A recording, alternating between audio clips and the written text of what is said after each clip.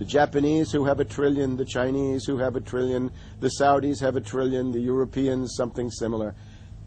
They're all going to dump it at the same time. The rush for the exits. And that will then create hyperinflation. When America finishes supplying the manpower and the military for standardization of the world into the one system, and they want a secular world society with a hint of greening and Gia worship for sustainability reasons. America, as they're finishing off this agenda, they'll be pulling the rug from underneath Americans at home at the same time towards the latter stages. When the dollar starts to slide, and this was always the nightmare of Paul Adolph Volcker, who is now sitting in the Obama White House, once the dollar starts to go, there's nothing to stop it. There's no useful way that you can stop it once it begins to gather momentum. So I think we're facing the probability of some form of dollar panic combined with hyperinflation sometime during the Obama presidency. They're now pulling the rug away from under the feet of the people. They're becoming rapidly a non-manufacturing country. Any country that can't manufacture its own goods, even for self-defense, therefore is no longer sovereign, independent, and able to sustain itself, which tells you that this is all part of the plan. It started with the very beginning when you established that there was a Federal Reserve System given the power of the state to create money out of nothing and to do so without any regard to the will of the people, without any regard to what's behind the money system. In other words, strictly political and economic motives for the bankers and the politicians. Once you granted that power to a group, the Federal Reserve System, the economic crisis was inevitable. This has happened before. Every time in history when the government was given the power, or a group of banks in conjunction with the government was given the power to expand the money supply at will, those economic systems always wound up in crisis and always collapsed. So there's no reason to believe that the United States was given some kind of a get-out-of-jail-free card, an exemption from the processes of history. So the economic crisis began at the very beginning, and as a matter of fact, when the founders of the Federal Reserve System met on Jekyll Island back in 1910 and were drafting the Federal Reserve Act, one of the things they discussed was how to pass on the inevitable losses to the taxpayers.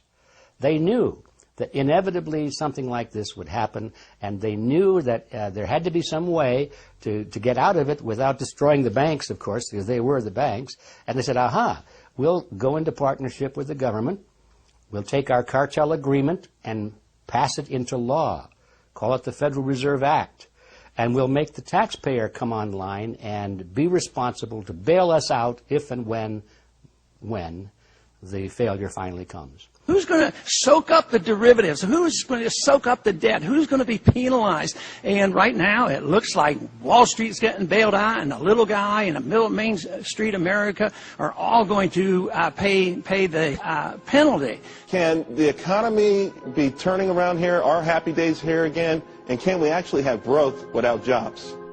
Is this an oxymoron, jobless recovery? We're going into the greatest depression. There will be no job growth. Unemployment will continue to escalate. Along with it, so too will crime, poverty, kidnappings, boss snappings. And the more things spin out of control, the harder the hammer is going to come down by the federal government to keep everyone in control. Power is much, much more important to them than money is. Money is only a way to the means. Power is the end result. The elite's main goal is to destroy national sovereignty and individual independence. To consolidate their grip on power, the banksters create artificial debt bubbles that are mathematically impossible to pay back. These are those sinister, toxic assets, the complex financial instruments that they talk about but never really name.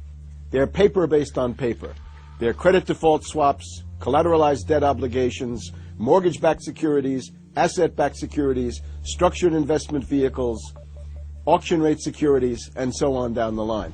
It's an immense mass of cancerous, fictitious, speculative paper, bloated in value, impossible to bail out. Triage the derivatives on their books. There's no way to bail out a $1.5 quadrillion black hole of derivatives, but nevertheless they tried. The Wall Street cronies are crooks. If you leave the vault to the bank open, these people are going to help themselves. The job of the government is to make sure there's somebody there to make sure the vault is closed, and very few people have the combination.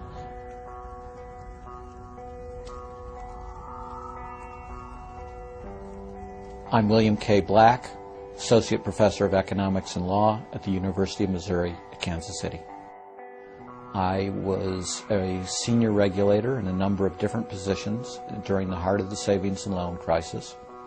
On a staff level, I led the re-regulation of the savings and loan industry. The purpose of regulation and effective criminal prosecution is to make sure that cheaters don't prosper, that honest manufacturers win in competition.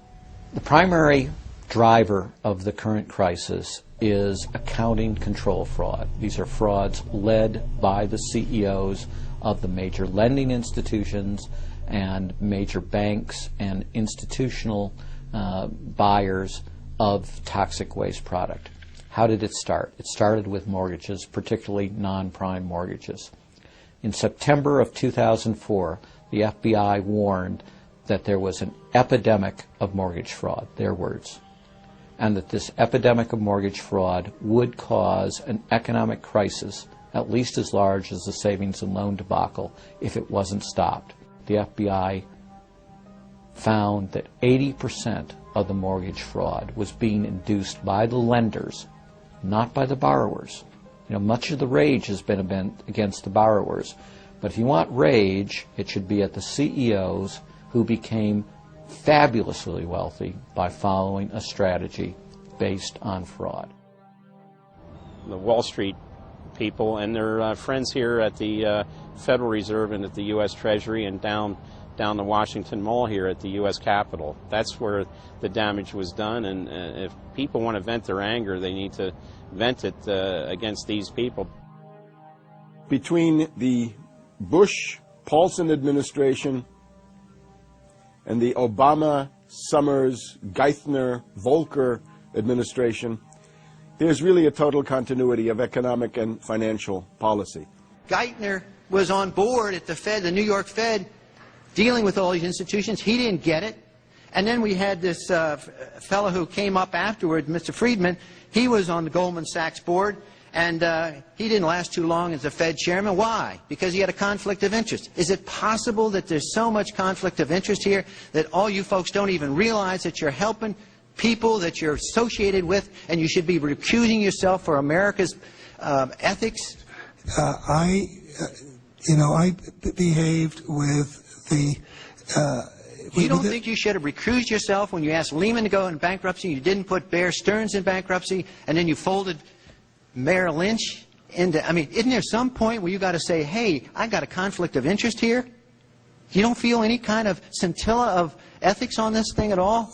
Totally. I operated very consistently within the ethic guidelines I had as Secretary of the Treasury, and when it became clear that we had some very significant issues with Goldman Sachs and with why didn't you recuse yourself with Morgan Stanley, what I did then, it would have been very wrong for me to recuse myself. What I did was I went and got a waiver from the ethics agreement, because when we had concerns... Who is in charge of the ethics agreement? What? Who's in charge of the ethics agreement that you got a waiver? We have a Office of Ethics at Treasury, and we have a White House ethics office. So you got it from the legal counsel from the White House? We got it from the Government Ethics Office. So we had Snow, we had Paulson, now we have Geithner. All these people cut from the same bowl of cloth. These are not independent Treasury secretaries. They're part of the problem, not part of any solution. And it would have been nice to see President Obama effect some change in Treasury, but of course, he went and got a Wall Street insider as his Treasury Secretary. Everything that's speculative, parasitical, cancerous, bloated from all these administrations, going back to Carter and even beyond, comes together in the Obama administration. With Volcker, with Summers, who's part of the economic crimes under Clinton, the guy who brought you derivatives and the abolition of the Glass-Steagall firewall. You could not have gotten a more perfect setup for a takeover from a previous government, the Bush regime, than the Obama regime. Now, there are some authors out there already saying that it's the same bunch, and it's true. It's the same bankers who put the same boys forward. Obama, far from helping the public and giving them something new or giving them more power and say over their own affairs,